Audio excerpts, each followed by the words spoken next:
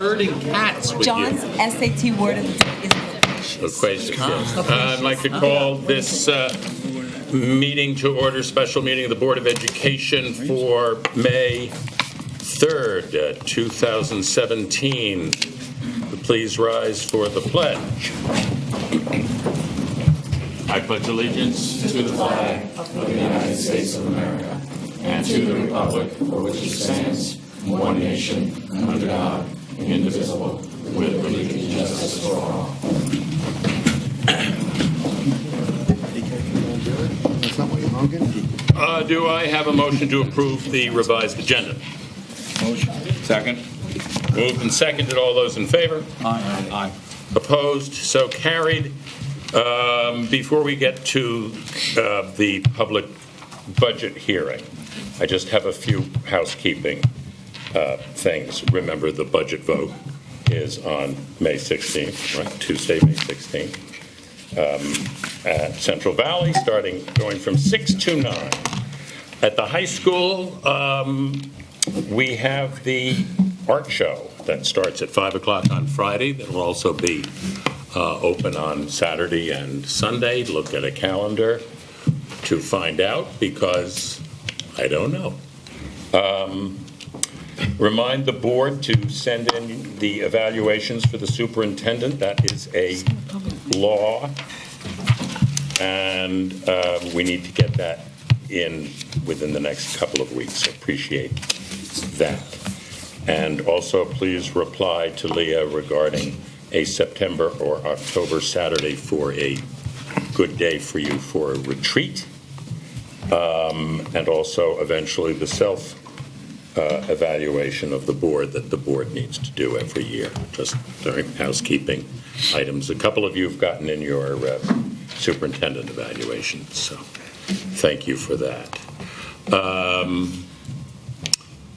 And now the 2017-18 public budget hearing. Do you want to go first, and then we have comments from interested citizens? I think that makes sense, John. Yes, I'll go first. Well, if that makes sense, then let's do it. Good. While he's doing that, can I say something? Oh, okay. You didn't mention that this year we're doing something different with the art show. There's going to be an auction on birdhouses. No, I didn't mention that. What? And clocks. And clocks. And they're out there already on a table. And you can do it online. It's Do it online. online this year. Oh, nice. You can put your bids in early. Yes. And don't bid on the one that I want. I have the times if you'd like them. Do you? Can you please share them? Our show begins at 5. The Empty Bowls begins at 5:30, and the art auction, the in-house auction, begins at 6:30. And that's for the birdhouses and the... And the And the clocks. clocks. Correct. Clocks look really good. We were over at the high school today, saw some of them. It's awesome. Look really nice. I'm excited. Is that on the school website It is on the school website. to do the bidding? God bless the high school. They did not only a video invitation from the students asking people to come, but also a how-to video. Did you send it to the on how board? to set up your account. Did you send that to the auction. board? They did a great job. Really good job. Margoff, we're really getting close technologically, aren't we? Are we getting there?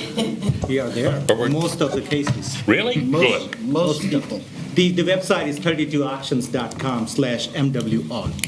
That's the auction website, if anybody's interested. But if I go on the website, I can find that as well. Click right in. Yep. Did the Thank you. board get a copy of that, of how to do that? Did you get an email from us?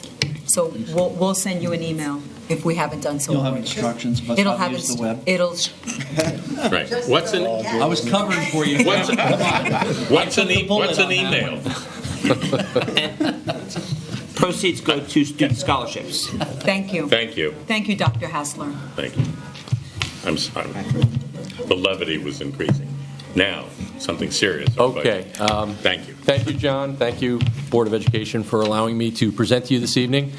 This is our statutory budget hearing, right? It's a legal requirement that we have this meeting. We've had many meetings leading up to this meeting. We've collected a lot of information. We've gotten input from the administrators in the district. The superintendent has made a recommendation to the board, and on April 20th, the board adopted the superintendent's recommendation. So we're in the home stretch here in the budget development for next year. We just go here. I mentioned some of these significant dates in the calendar. We've had several meetings on the 15th of February, March 8th, the 29th, April 4th. The superintendent made her recommendation. The board adopted the budget on the 20th, and here we are on May 3rd.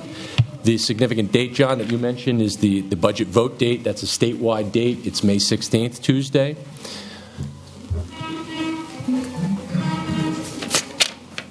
And I've also mentioned at other meetings some of the budget challenges that we've encountered. It feels like every year there's a unique sort of set of problems or challenges.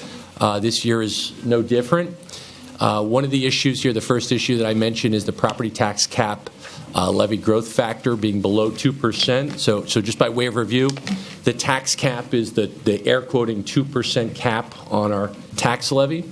And it's actually there's an 8-step formula or process to compute the tax cap, and one of those steps in the 8-step formula has to do with the levy growth factor. So that's the 2% and the 2% tax cap. So, and it's actually not 2% per se; it's 2% or the rate of inflation, whichever is less. So rarely is the maximum allowable levy, which is what the levy can go up to, rarely is that ever 2%. So in the 2% tax cap, it's hardly ever 2. In our case, for next year, the levy growth factor, the 2%, is actually about 1.25%. So below 2 again. One of the recommended changes for the tax cap was to just provide some stability, to say it's actually 2%. 2% of the rate of inflation, whichever is more, so we know what we're dealing with year in and year out. Last year at this time, I had that up there as one of the challenges because that levy growth factor was like 1/10 of 1%. It was practically zero, if you recall. And that led to a tax cap of about 1.1% for us. So that was tough to deal with. The silver lining for Monroe Woodbury this year is another step in that 8-step formula has to do with the tax base and how the tax base has changed. So for us, we saw over a 3% increase based on that tax base growth factor in our tax base, which is great news. And with that, our maximum allowable levy, our tax cap, air quoting again, is actually 3.85%. So it's much higher than it was for this year. And that's great news because of my second bullet, which is the 18% increase in health insurance premiums that the district is facing for next year. So again, I've talked about this in the past, where the district's part of a consortium of school districts, 20 school districts in Orange and Ulster County. And we've been very successful with that. We're a self-insured pool, a consortium, a cooperative. And we do that to save money because ultimately any profits that an insurance company would make can be put back into the plan through lower premiums or enhanced benefits. So it's a very successful model. It's been very successful for decades for us. Unfortunately, due to national trends, the Affordable Care Act, legal policy issues, the health plan has had a couple of rough years. I'll put it to you that way. And when we looked at where we were with revenues versus expenses, there was a 26% gap, meaning that our expenses, our claims, exceeded our revenues by 26%. So to deal with that, we could do a few things. We could raise premiums by 26%, which was unacceptable to the directors and the components of the consortium. We could cut benefits to the tune of 26%, which was, again, not acceptable. And ultimately what we did was a combination of things. So we enacted some cost-saving measures, tweaked the benefits in certain ways so that everyone's still getting great health care, but we're trying to incentivize the use of lower-cost providers, and I've talked about some of the examples of that. And ultimately we had to increase the premiums by 18%. So for Monroe Woodbury, we are the largest entity in the health plan. What that amounts to for us is a $3.3 million budget-to-budget increase. I'll repeat that. That's a $3.3 million budget-to-budget increase. Our overall budget increase, the entire budget, is $6.3 million. So one budget code, one item, health insurance for our staff, is accounting for more than half of our budget-to-budget increase. So it's a very tough year for all the districts that are part of the consortium. And I go back to my first bullet. The silver lining for us is the growth in our tax base enabled our maximum allowable levy to be a little bit higher than it would have otherwise been. So in terms of the overall budget increase, it's up here. It's 3.87%. So over 2% of that is caused just by health insurance. So that is the big challenge for this year. The other ones are challenging ancillary challenges, but the increase in the health insurance was the real killer for this year. I have stalemate in Albany. Ultimately, the state budget was a little bit late, about a week late, but ultimately we got our state aid runs. I'm going to talk a little bit more about that. One of the things I talk about every year is the foundation aid not being fully phased in. So this was the aid that was designed to be more equitable, and it was actually an outgrowth of the Campaign for Fiscal Equity, where there's a group suing the state, claiming state aid was not adequate, was not equitable, was driven by political reasons, which to some degree it probably is. So the state enacted foundation aid, and unfortunately the Great Recession hit, and the state could not fully implement foundation aid. It was going to be phased in over 3 years. They had to freeze it, and they still have not fully phased it in. So again, the takeaway here is we're lobbying continuously. Why don't you fully phase in foundation aid? For Monroe Woodbury, for this year alone, we'd be getting $9 million in additional aid, state aid, in one aid category, foundation aid. And of course, what happens when state aid is cut, those costs are shifted to the local tax levy. So I have expired contracts up here. We've settled a couple contracts. We still have a couple outstanding. Makes things, creates uncertainty, makes things, a little tougher to deal with. It's certainly a budget challenge because we don't know what's going to happen exactly. I have the growing need and demand for facilities maintenance. We've talked about that. We did our building condition survey, which is what the BCS is, and that's just something we have to do by law every 5 years, where we analyze and review the condition of our buildings. And we took it a step further through the Facilities Committee, where we actually got some architects and engineers on board to do a study, a long-range facility study. So we not only said, is this roof, how many years are left on the roof, how many years are left on the boiler? We said, what's the configuration? What's the layout? How are we using our buildings? What makes the most sense? Where should we invest money? Are there buildings we should abandon? Are there buildings we should improve or add on to? So, we really wanted to take our time and thoroughly and look at these long-range investments, which are critically important, and not, like I say, throw good money after bad, so to speak. So based on that BCS, the long-range facilities plan, we were looking at $50 to $100 million in capital projects would be needed, I would say, in the next 3 to 5 years. So again, we have a lot of work to do in the Facilities Committee, and I think when we get the budget behind us, we're going to have to crank that back up and really start looking at the list and deciding what's a need to have, what's a nice to have kind of thing. And finally, I had a good news bullet. The TRS rates, teacher retirement system rates, decreased slightly from 11.7% to 10.5%. So there's a little savings there in the budget. So those are just a snapshot of the challenges in the budget environment we were dealing with this past year. Patrick, Yes, the insurance increase this year is very close to the entire budget increase last year. Right. I Exactly. mean, it's within a few $100,000. You're right. And if you back that out, our increase would be less than 2%. It would be right in line with where we were last year.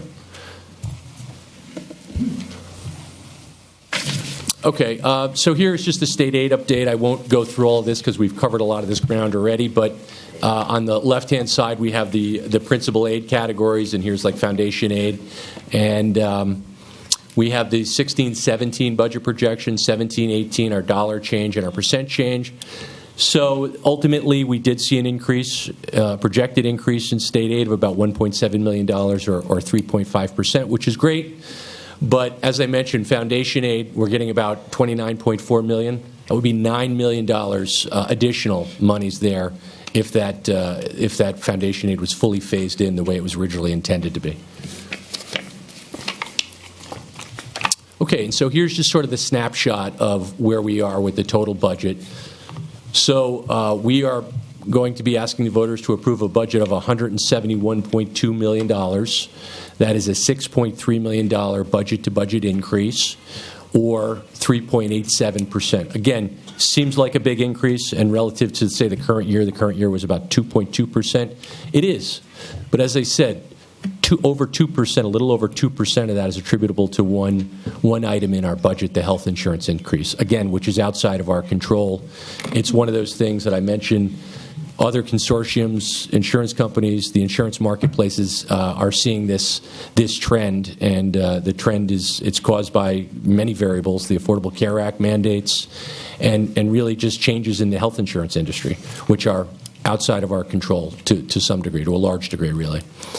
So the tax levy is going from about $112 million to $116.4 million. That is a $4.3 million increase.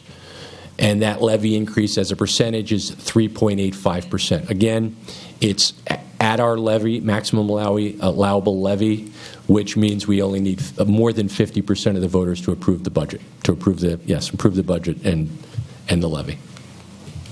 Any questions on that one? Covering a lot of ground rather quickly, but some of this we've covered already. That's why I'm kind of doing it this way. Okay. And so this slide we lifted directly from the superintendent's budget recommendation. It essentially shows the three propositions that will be on the ballot on May 16th. And the upper portion is just the total general fund budget. It shows the budget change in the budget, shows the change in other revenues. And the other notable change here would be a slight increase in the appropriated fund balance. So the appropriated fund balance, also called assigned fund balance, is monies, fund balance, like savings of the district that we are applying to the subsequent year's budget to balance the budget. So that's up a little bit as well. The second component here is Proposition 2, our vehicle and bus replacement program. So we're seeking the authority to spend just a little under $1 million, $987,000, to buy 6 buses, 3 vans, and 3 vehicles, 3 cars. And finally, I want to spend a couple of minutes or a minute or so on Proposition number 3, which is establishing a capital reserve fund. So this is essentially, I was thinking of the way to describe this, and it's basically asking the voters, the taxpayers, to allow us to open a savings account. That's almost the simplest way to put it. And by law, we have to have the voters approve this, authorize this, and essentially it would be a savings account that would enable us to use those funds, put monies aside, surplus monies aside.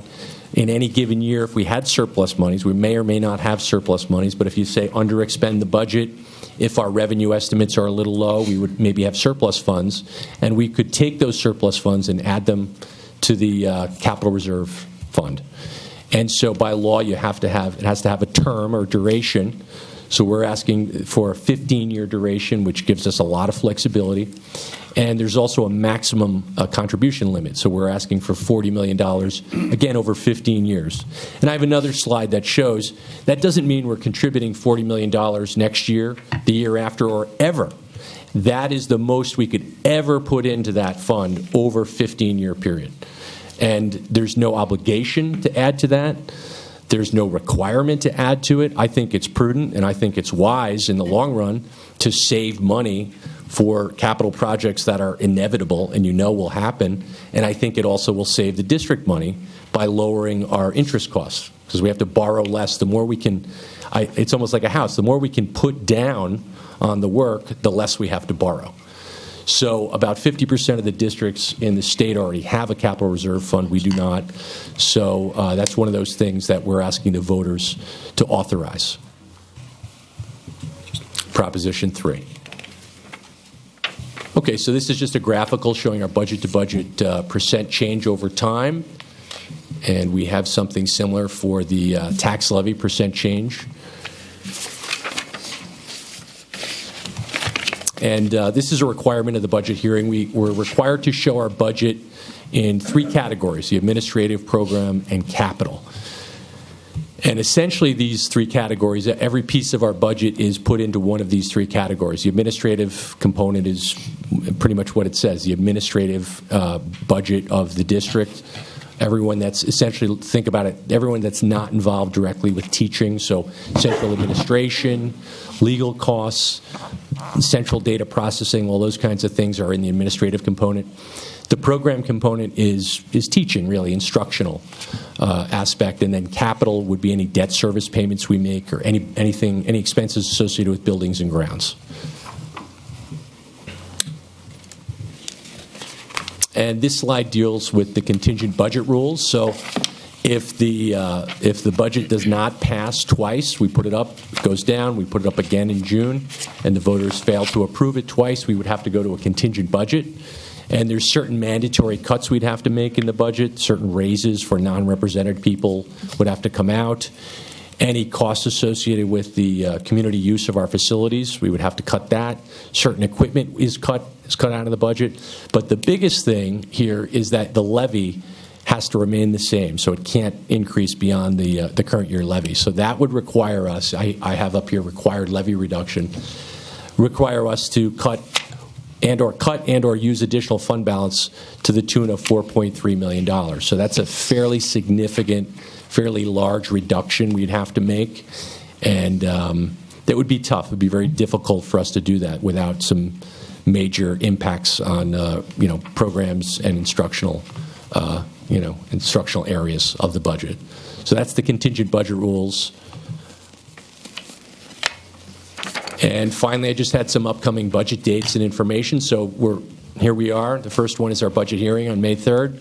The budget notice is going to be mailed out tomorrow, and that will go to pretty much all the district residents, and it has the key information, a lot of which I'm talking about this evening.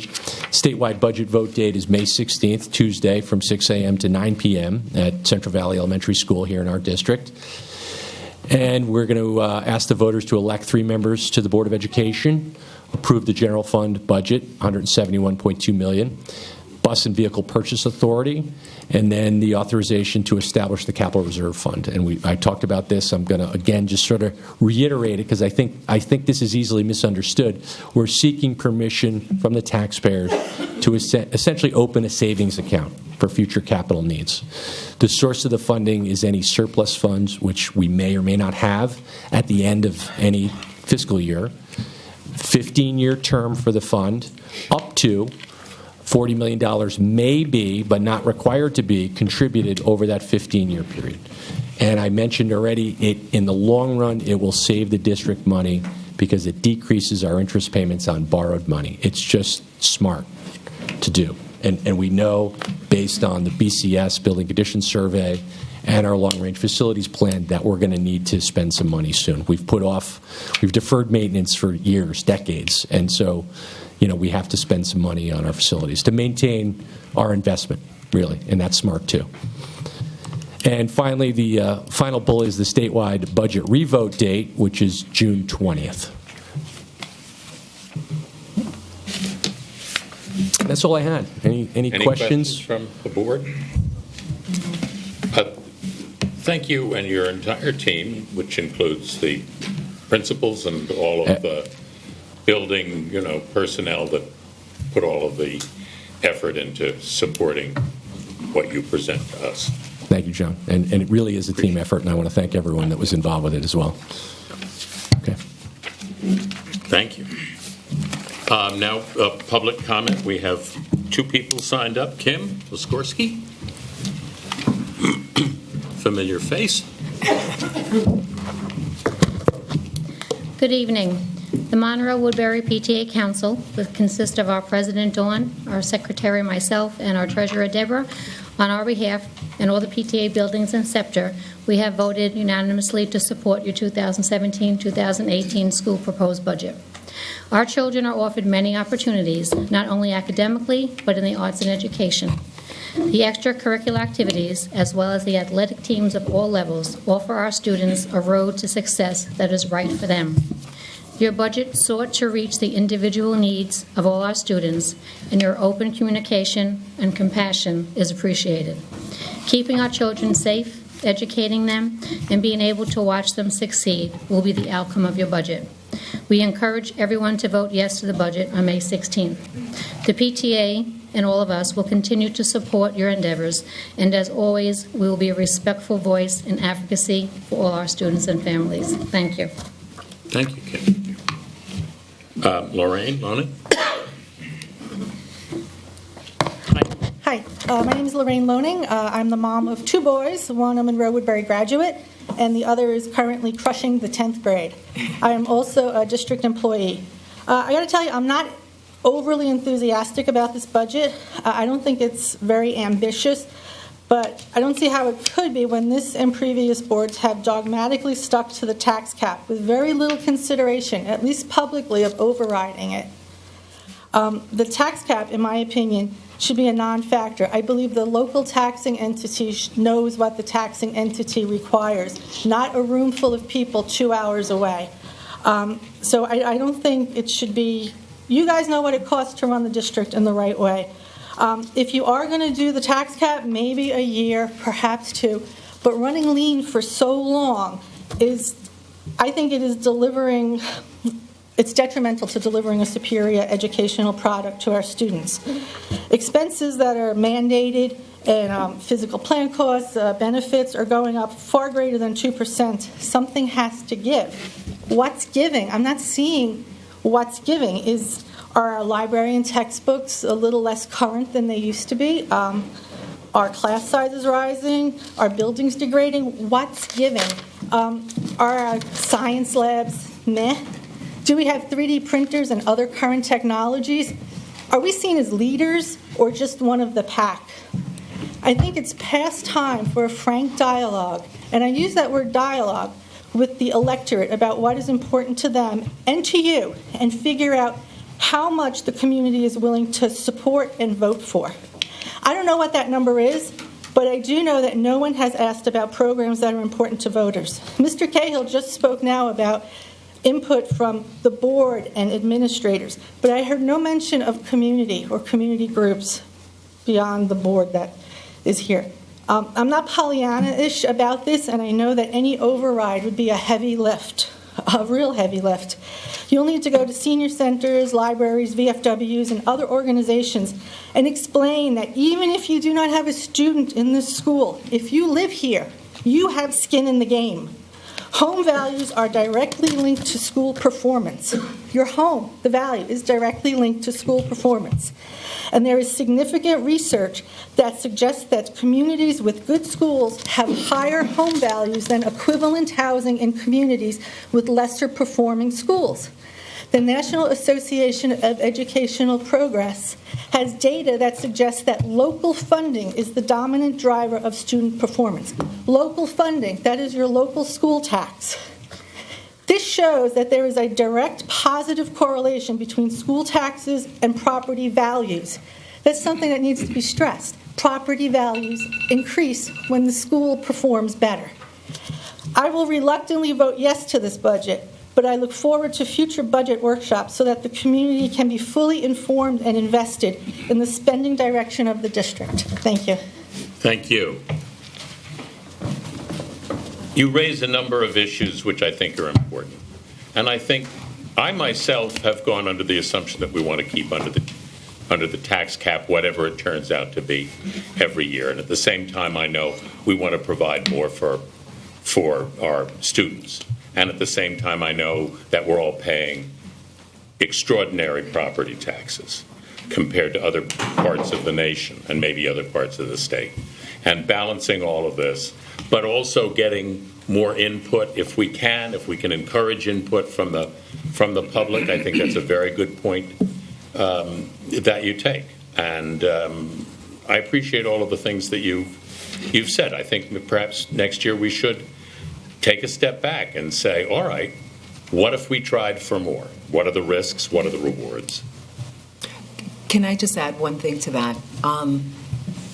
We have thought of that.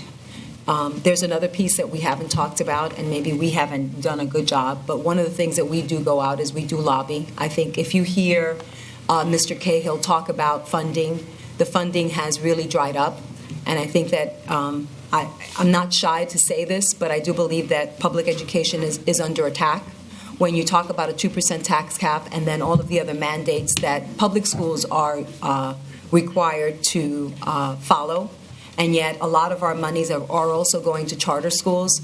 So I do agree with you in some sense that we should take a look at what's best for the district and what does that number look like. But we've always try to work within the confines. That's being good students. We try to do what we're told to do. But the other piece is also lobbying, and we do ask the public to help us and help us get that message to Albany and to the State Education Department to say that you used to fund us. This year alone, we lost $9 million.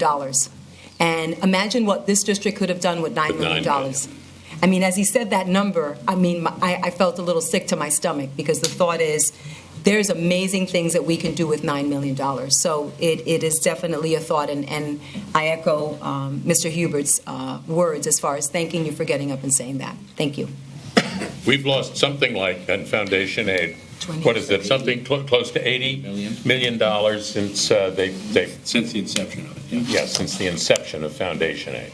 They said, here's what we're going to give you. Oh dear, here comes 2008. Now we're not going to give you this. So we've been stripped of state funds. 1966, 50% of our budget came from state aid. Now it's 29%. Isn't that correct? So it's difficult, because the taxpayers shoulder the burden. And we get taxpayers screaming at us saying, many of whom are on fixed incomes, and all of a sudden, they're in trouble. The tax cap puts us at a fixed income, and all of a sudden, you get an 18% increase in healthcare costs. I mean, what if you're on a fixed income at home, all of a sudden everything goes up 18, 20%? Where are you going to look? But yes, and thank you. Do I have a motion to approve the minutes for the regular meetings of March 29th and April 4th, and the special, wait a minute, and the special meeting of April 20th, along with the extract of minutes for April 20th, 2017? Yes, Don? Second, you seconded. First and second. Are there any comments? All right. There being none, all those in favor? Aye. Opposed? So carried. Second reading of the policy manual. Chris? The second reading, it was charging school meal policy we worked on. We just changed a few little wording in there, a couple of things in red, about 5 or 6 words, a line or two about unpaid charges that aren't being paid, and how we are going to go about getting those monies back from parents who are delinquent in their lunch schedule. So that's the second reading. And while I'm talking, can I just go on about what our policies meetings are doing? That'll be the next thing. Please do. We looked at policies the other day about graduation requirements and accelerated programs. We're working on what credentials and options for students with disabilities have for getting their diplomas and attending graduation ceremonies. Dr. Hassler, and we're going to look into legal about that. We also looked into a policy about name changing that deals with transgender students. We had some discussion about that. We're just waiting back for some legal counsel.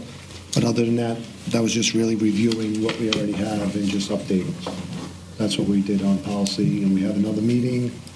17th. 17th, is that it? May 17th? May 17th, yep. May 17th, 9 o'clock or 10 o'clock, whatever Lorraine can make. Thank you. All right, thank you. Sorry, Lorraine, I know I put you on the spot. That's all right. Do we have a motion to approve the second reading of the policy manual update? Motion. Second. Any more questions? There being none, all those in favor? Aye. Opposed? So carried. Superintendent, update on superintendent's goals by Mrs. Elsie Rodriguez, Superintendent of Schools. So I just wanted to share with everyone that on October 26th, the captain and I developed a strategic planning framework. We developed this chart, which is driven by our mission statement, and this mission statement was developed about 5 years ago when I was the assistant superintendent for curriculum. On the left, you'll see that there is a planning advisory committee, and this committee met last week. I had a student representative, Megan Bitbo, Alicia Pavagiano, which is a member of SEPTA, Dawn Taubert, which is the PTA council president, John Casti, who is an administrator, and Bargos Villas. Since we serve as an advisory, our work focuses on ensuring that priorities in concert with our mission statement are aligned with our strategic planning for an educational institution. And I focus on the word educational institution because strategic plans can be for corporations, but in this case, we're focused on an educational institution. And so during our meeting, we discussed why we need a strategic plan. And one of the things that we mentioned was that a strategic plan is really a roadmap. You need a roadmap that clearly identifies how you're going to get to your goal. The other thing is that the role of the advisory panel is really to have a 50,000 feet view of everything that's going on. So when we talk about what we're going to be looking at, we're going to be looking at the academic, the facilities, the human resource, the financial resource, and all of the technology plans that the assistant superintendents are overseeing. We also discuss key issues in strategic thinking, which is, for us, it would be SED, limited resource, infrastructure, technology, meeting the needs of various stakeholders, and also for specific to Monroe-Woodbury, right now we have the DOT and the decision that has to be made regarding KJ. So those are all sort of our competing demands.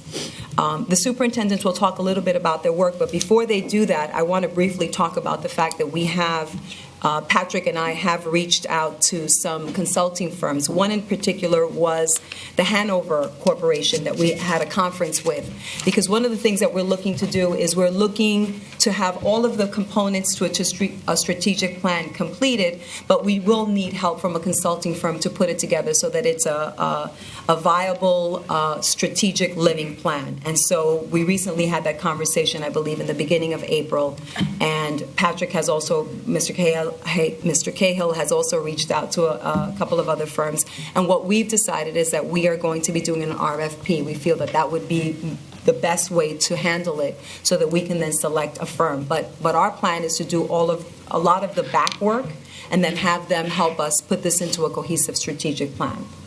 So any questions on that so far?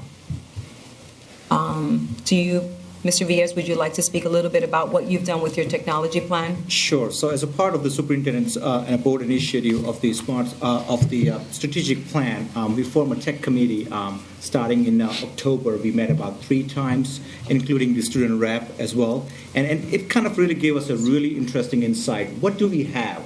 What do we want? And where do we want to go from here? And then also tie the funding initiative that are out there, not just as a taxpayer's money. So we were able to leverage Smart School money that was actually assigned to our district about a couple of years before, and also the E-rate Category 2 funding.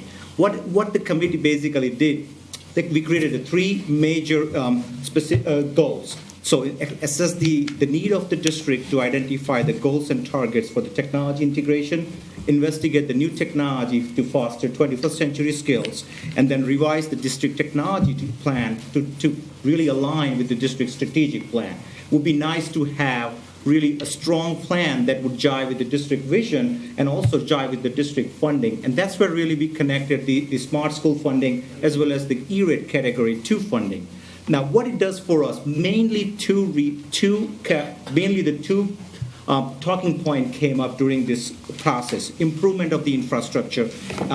Working with Mr. Cahill and our land associates, our district architect, we actually are in a final step of submitting the Smart School investment plan to the SED. What it does for us, it actually lays out the plan for the next 3 years, that what amount of money we will be spending and which building we will be spending, and then what we will be buying, what kind of the technology we will be buying from that funding. For example, upgrading our network infrastructure like the switches, the wireless access points, and the overall connectivity to the building. Like if we carry the laptop or Chromebook around, right now we have a connectivity, but they're okay. Really the goal in the next 3 to 5 years, if we plan this really well as a part of the group and as a part of the team, we can actually afford at almost minimum cost to the taxpayers, 1-to-1 for middle school and high school students. Whether that looks like a device looks like a Chromebook, Microsoft tablet, whatever the device it looks like. To give you another example, when we were planning, when we were talking about the devices, this was in February. Google released a new device called Chromebase that was in March. So now we're actually piloting about 35 devices across the 2-5 buildings. And think from the cost perspective, currently the district has about 2,000 Macs. If we buy one Mac, from that cost, we can buy 3 Chrome Basics. And what it does for us, not only it's financially effective for us, it gives our students and staff a very early introduction of Google Education Platform. So we are piloting this into 2 to 5 buildings. The average last couple of years, we buy about 300 to 400 Chromebooks, mainly for middle school and high school, but also about 100 Chromebooks for 2-5 buildings. Our K-1 buildings are more iPad buildings. This infrastructure improvement will allow us in next 3 to 5 years, our students will be able to carry this device actually even at home. And that increased the ability of student and teacher learning almost 24/7. The instruction doesn't stop if the student is sitting in the school bus or the student is sitting at the home or even at the game. So by planning this process, it really helped us to kind of go ahead of the game. And I think Lorraine mentioned it very well, think it outside, correct? This also allows us to actually initiate some of the newer technology that we are actually thinking. Yes, we do have 3D printings at the middle school and high school, but we can actually bring it down to the K-5 buildings. One of the interesting piece that is happening in the industry is drones. And when we were actually looking into that technology, there are actually a high demand of drone operators that right now you can't really find a truly drone operator. So how can we take that kind of the principle or kind of the initiative and work with actually Dr. Hassler through his academic master plan, work with the art department, work with the audio video department, integrate that newer technology and be the first one to integrate the technology and work with our student and staff. So the second point is the professional development. We are in a very early stage of developing the Google Academy for Teacher. Again, we don't have enough information at this point, but think in 3 to 5 years, we have an awesome infrastructure. Our teachers are really buying into the Google platform, and in 2-3 years, we will be able to train more and more teachers every year. So they are ready, and students are usually born ready in today's world. It's more about the adults get to that point. So this can all come together in 3 to 5 years if we really plan properly. And from the technology infrastructure, we're almost there. So John, to your earlier comment, are we there yet? Absolutely, we are on the right direction, and really we want to be one of the very innovative districts, not just in terms of the latest and greatest infrastructure, but also work with the teachers and the support staff to provide them the professional development training through Dr. Hassler's office as well. So it's kind of connecting all the dots. Same thing working with the Human Resource Department. We introduced last year My Learning Plan and ASAP. We will be adding more and more those type of the system to make the automated data flow. One of the innovative process we will be doing this summer, or actually before summer, connecting our Power School to the transportation database. So when parents actually ask to change the address, it will be actually changing only in one system, and then it will go out and change to all the other system. That saves us money in terms of manpower. It saves us money in terms of making the mistake. So we know that the address is being entered correctly. So that's really the goal in next 3 to 5 years of strategic plan. Thank you. Thank you, Bhargav. Dr. Hassler? So my plan exists a little bit differently than some of the others because, and the model I think demonstrates it well, the academics of our school district consist of a series of different departments. So rather than having one large overarching academic plan, we work sort of individually with each of the various departments in order to be able to move in a direction not only that is innovative the way that Bhargav was speaking about, but also making sure that we're meeting the various standards that are being outlined by the state. Right now, we are going back to an evaluative technique that the school district, and I've spoken about this before in other board meetings, we used to have a revolving evaluation process for the various departments of our school district. There was usually one major department, one core department that was evaluated every year, either ELA, math, science, or social studies, along with a series of smaller departments that were also evaluated. Business, library, art, music, and so on. This year, we started with some of the areas that we thought warranted some of our most immediate attention because of, namely, things that are going on at the state level. We have new standards that are coming out in ELA and math, and the state a few months ago just approved the new set of standards for science. Last year, they approved a new framework for social studies. This year, we are getting our arms around both ELA and science due to the new standards. We have committees that are currently operating in both. We're in a multi-year plan for not only rolling out new strategies at the elementary level and rolling them forward to the secondary level, but also in the case of science, looking at what new models that are out there for the next generation of science standards, which New York State standards just align themselves to. Basically, the idea of what we're sort of operating around is what do we need in terms of the future regarding staffing, staff development, resources, and facilities in order to be able to continue these programs moving forward and ultimately optimizing what our students are achieving. Our plan in subsequent years is basically to create a system where the old 5-year plan, once you finished evaluating the ELA department, you move to math next year and you stop with ELA. The challenge with that is things are changing so rapidly. I mean, think about what I just said to you. Over the course of 12 months, we have a new framework for social studies, new set of science standards, and just yesterday the state released the draft for the new ELA and math standards.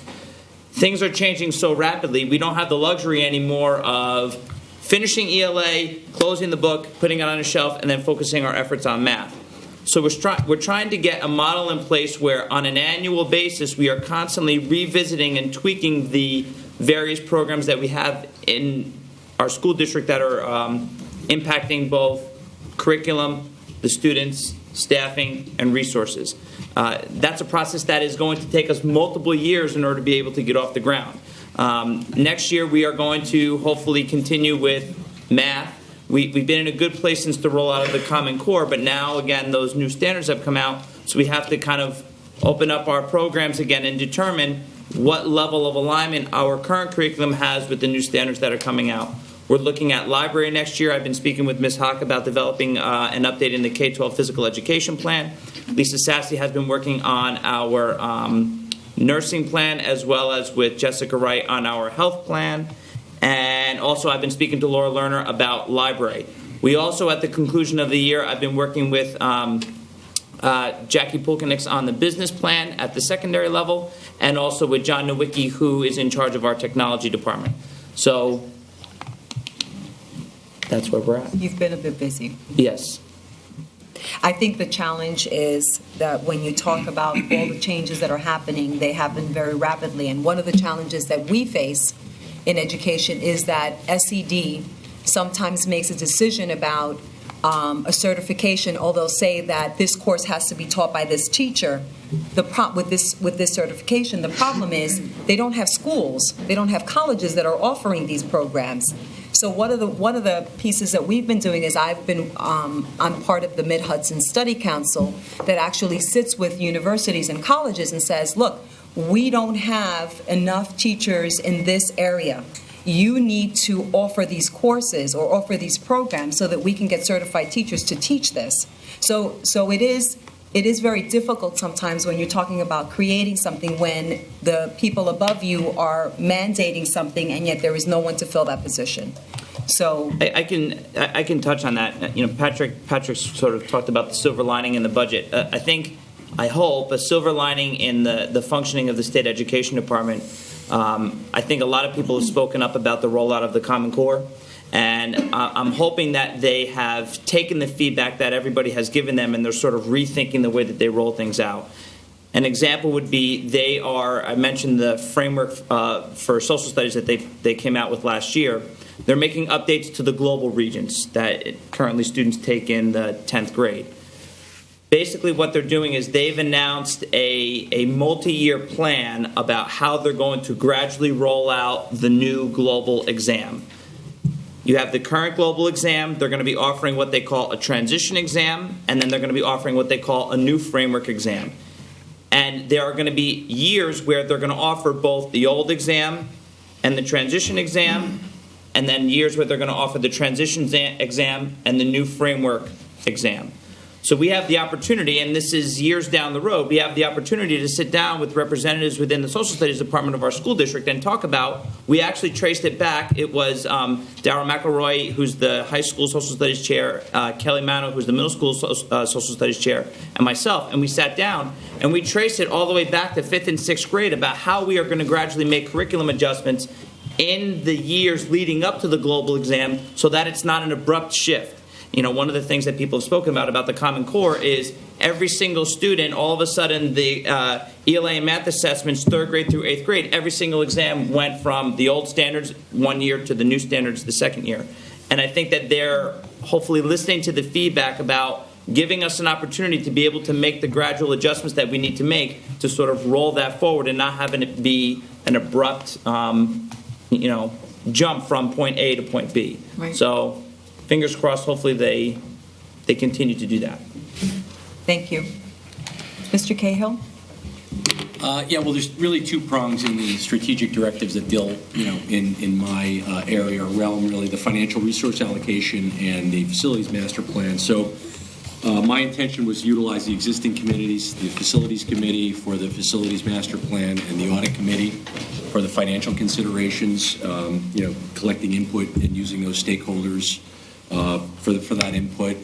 Continuing our long-range financial planning initiative was another piece of that. The long-range facilities plan dovetails in with this as well, fleshing that out, deciding what the priorities are for the future in terms of our capital program and the facilities. The other thing that I think we have resource allocation up there because I find it very interesting, this idea of what's the return on the monies that we spend, right? The educational return. And one of the things with the consultants that we spoke about was this idea of data analytics, where we can, they use multiple regression, they use these techniques to say what works, what kind of investments yield the best returns for kids that, allow them to learn the best. So I think that's something that's really interesting, and that's something that certainly, as far as resource allocation, my prong there, we're going to look further into that. And I had mentioned a group that I'd spoken to, it's probably about 9 months or a year ago now, called Education Resource Strategies, where they do that as well. There's a lot of groups that do that. Forecast 5 Analytics does that kind of work. But I'd like to sort of bring that into, what we're doing as well, so that we're really making the best decisions when we expend our limited and scarce dollars.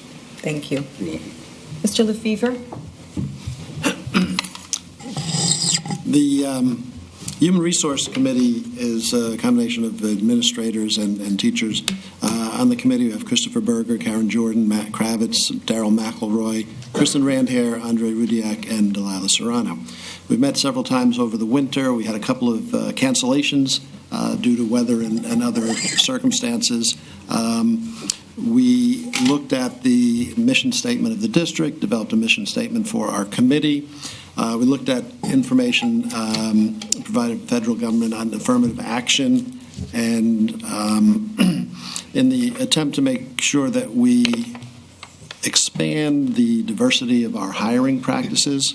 One of the things that the committee did also is reviewed the hiring guidelines that we rolled out to the administration last year. The committee reviewed it, made some suggested changes. It's revised as of February 23rd. Now, the original guidelines were used last year as part of the hiring process. As we looked at staffing for the current year, we're, again, using the revised document for the hiring for next year. And what this did, it established protocols for the district to follow. Some of the practices had been kind of decentralized or in silos by building. Now it's centralized. We refined the process, we refined the forms, and the documentation. As an example, for the position that we have for the principal at Central Valley, the posting ended on Monday. We put together the spreadsheet for the candidates who applied. All of the resumes were reviewed. The screening committee, which will consist of Mr. Kravitz, Dr. Hassler, and myself, will meet with candidates to be screened, and then we'll have a committee set up to do the next round of interviews. The committee also looked at the strategies for recruiting, and we've identified and expanded the number of recruitment fairs we've gone to and the posting, the places where we've posted the jobs. For the recruitment fairs, we put together, we've used some of the documentation that the district has, the We Are Monroe, the calendar. We also developed a one-page information sheet with a QR code so that candidates can scan the QR code. It takes them directly to the employment page on our website. We have a dozen questions that we can ask candidates depending on the structure of the career fair, so we can get a better understanding of who we're interviewing, what their sense is of not just taking the information from their resumes. We attended a number of career fairs. The first one we went to was a bilingual career fair in February in the city. And this is a picture of the way we had our booth set up. We have the backdrop that's used for the athletic department, thanks to Ms. Hock and the athletic department. They used it today for the letter of intent signing. And we have our own table drape and backdrop now.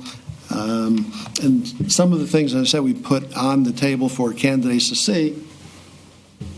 And I have at each of your table one of the handouts that we have Post-it notes with the Monroe Woodbury logo for our candidates to remember us.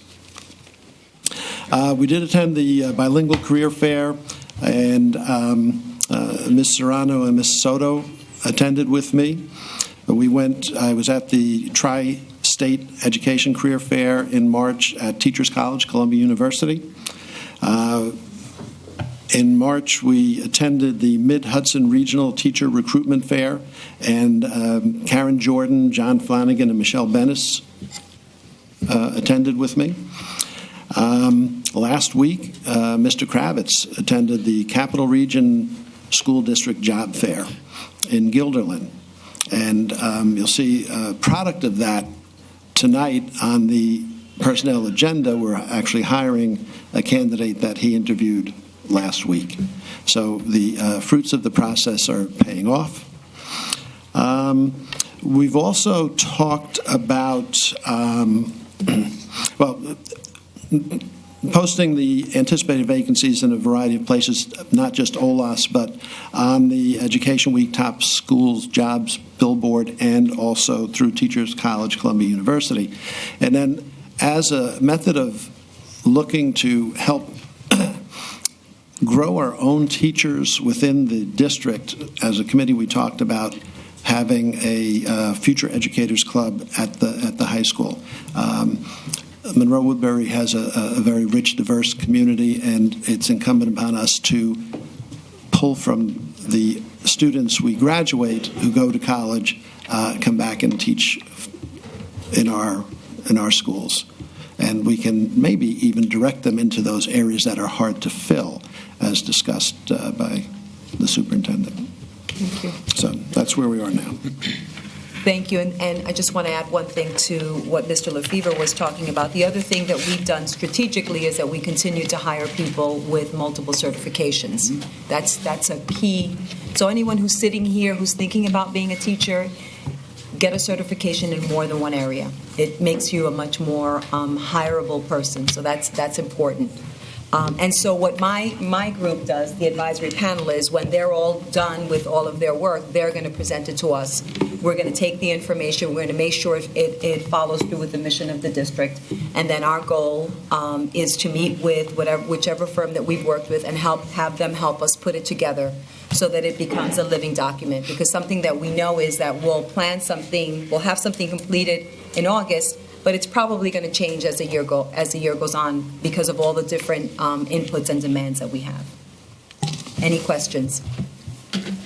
So the Hanover group is just one of the groups you're going to go get an RFP from? Well, we're going to put an RFP, they can put one, they can apply. And they're just going to be one of the firms There that could be submit? one of the firms. So we had a conference with them, and I know that you've talked to another group, so we'll probably get a couple of firms to kind of put their bids in for us.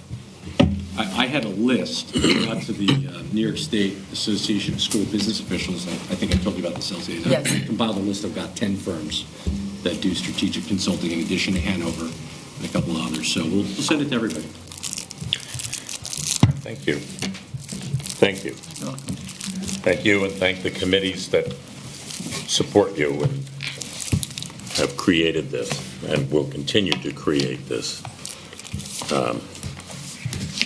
It's very important. I mean, 5-year plans financially, curricularly, all of these things. This is not a business where you can go year to year, although that's how the state seems to operate, but we shouldn't. Can I just say one more thing? I think one of the key pieces is having people to begin to think strategically.